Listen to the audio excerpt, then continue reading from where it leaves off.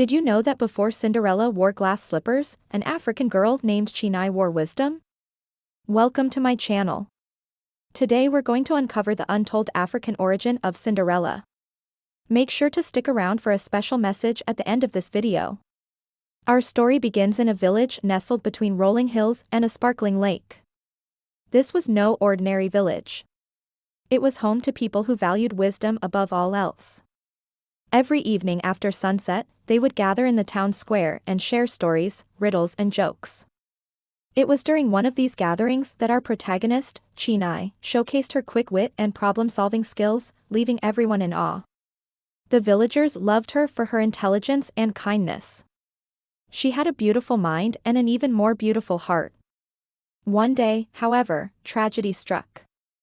Chinye's parents, renowned scholars both, passed away, leaving her in the care of her aunt, Esi, a woman whose love for gossip was only surpassed by her vanity.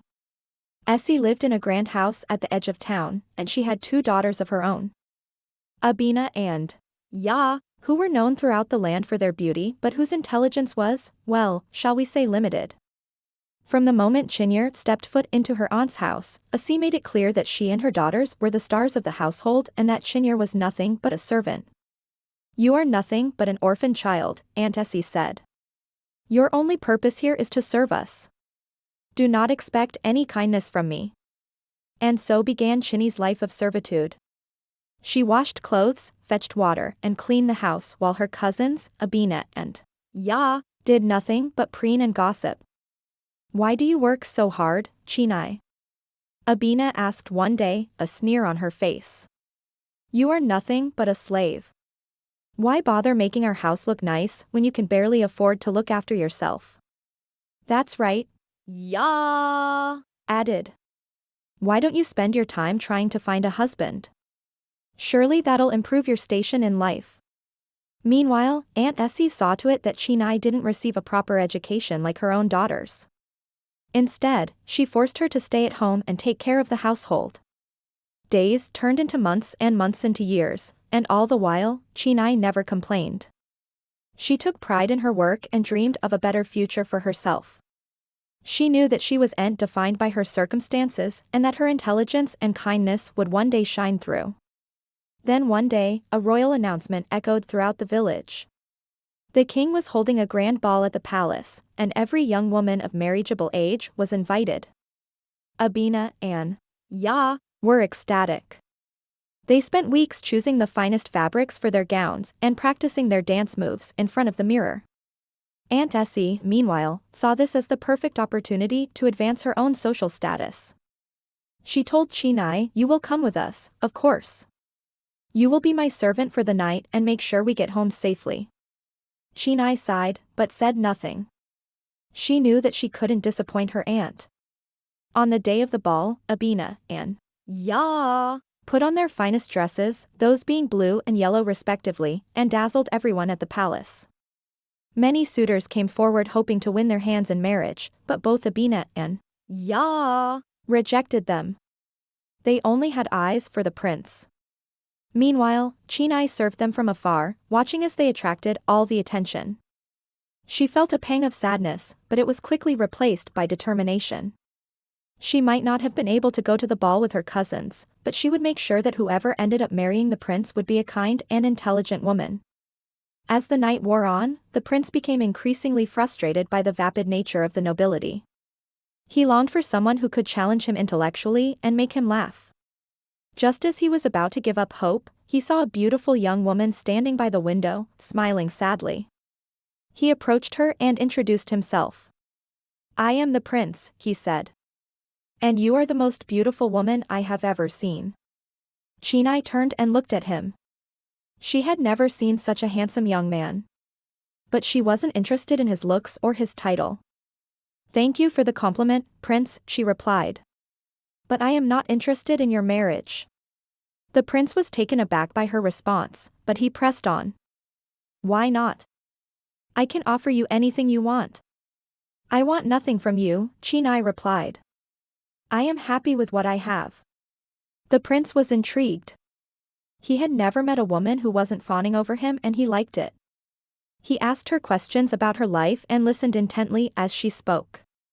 He found her intelligence and wit to be refreshing, and he couldn't help but fall in love with her. Meanwhile, back at the house, Aunt Essie was pacing anxiously. "Where are my daughters?" she demanded of Chinye. "They should have been home hours ago." Suddenly, the doors burst open and in walked Abina and Ya, both without their dresses and both with sneers on their faces. "What happened to our clothes?" Aunt Essie cried. "And why are you both back so early?" "We went to the ball, of course," Abina replied, rolling her eyes.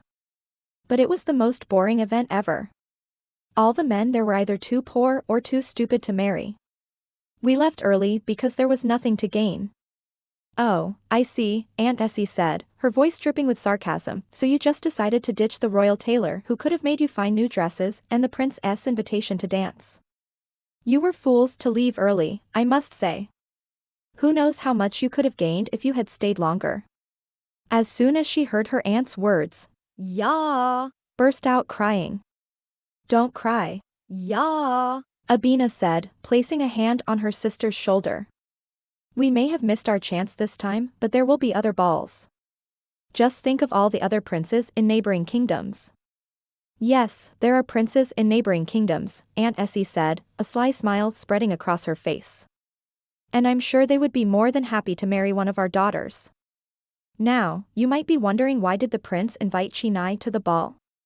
Well, it's because when he visited her aunt's house earlier that week to ask for Abina's hand in marriage, Aunt Essie had told him that Chinye was her daughter. Desperate for a wife, the prince had been tricked and had invited the wrong girl to the ball. When he realized his mistake, he went back to the house to apologize to Chinye and ask her to accompany him to the next royal gathering. But when he got there, he was shocked to find that Aunt Essie was treating Chinye like a servant.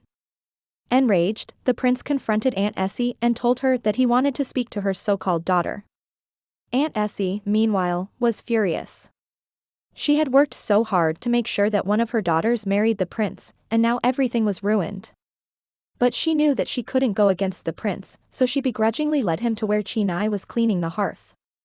When Chinye heard the prince's knock, she wiped her hands on her dress and went to answer the door. As soon as she opened it, the prince stepped inside and announced, "Chinye, I invite you to the next royal ball. Will you go with me?" Chinye's eyes widened. Could this be her chance to escape her aunt's clutches and finally have a taste of freedom? Or would the ball be another one of her aunt's schemes to control her life? To find out, let's take a break from our story for a word from today's video sponsor. Before we continue, please take a moment to subscribe to my channel. If you enjoy my stories, your support would mean the world to me. Now back to our story. Chinye stood frozen as she took in the prince's words. Her heart raced as she thought about what it would be like to attend the royal ball and finally escape her aunt's clutches. But then she glanced at her worn-out dress and her worn-out shoes and knew that she wasn't worthy of such an event. I can't go to the ball," she stammered. "I don't have a dress or shoes fit for a princess." The prince's eyes narrowed. How could she turn down his invitation? Was she trying to play hard to get? He had seen the way that her aunt and cousins treated her and knew that she deserved so much more. "I insist," he said firmly. "I will send my royal tailor to measure you for a dress, and my shoemaker will make you a pair of the finest shoes." Chinye hesitated, torn between her desire for freedom and her fear of the unknown. Finally, she nodded her head slowly. "Thank you, Prince," she whispered. "I won't disappoint you." The prince smiled and placed a kiss on her hand before leaving. Chinye couldn't believe her luck. She was finally free from her aunt's clutches and about to attend the royal ball. But she knew that she couldn't relax just yet. She still needed to find a way to get back at her aunt and cousins for all the years of abuse that they had heaped upon her. The next day, the royal tailor arrived with bolts of the finest silk and the royal shoemaker brought a selection of the most beautiful shoes. Chinye chose a simple but elegant blue dress and a pair of golden sandals and spent the rest of the day getting ready for the ball. When her aunt and cousins returned home, they were shocked to find that Chinye was no longer the timid girl they had known. She was beautiful, confident and ready to take on the world. "What have you done?" Aunt Essie screamed when she saw Chinye's dress. You were supposed to be wearing rags, not silk. Chinye ignored her and walked out the door. She knew that she didn't need her aunt's approval to be beautiful. At the ball, Chinye and the prince danced the night away. She was the belle of the ball, and many suitors tried to catch her eye, but she only had eyes for the prince. As the night wore on, Chinye began to feel a connection with the prince that she had never felt before. He was kind, funny and intelligent, and she knew that she was in love. Toward the end of the night, the prince took Chinye aside and confessed his love for her. "Chinye, I love you," he said. "Will you marry me?" Chinye's heart skipped a beat. She had never imagined that she would one day be marrying a prince, but she knew that she loved the prince just as much as he loved her. "Yes," she whispered. "I will marry you." When the sun began to rise, the prince carried Chinye out of the palace and placed her on a horse. They rode side by side back to her aunt's house, where they announced their engagement to Aunt Essie and her daughters. The couple wasted no time in planning their wedding, which took place in the village square.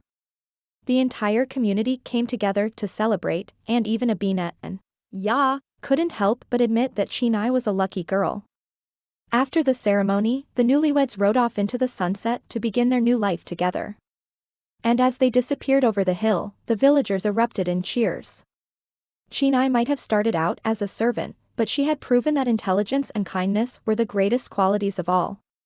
So remember, no matter where you come from or what challenges you face, your intelligence and kindness will always shine through. Thank you for watching, and I'll see you next time.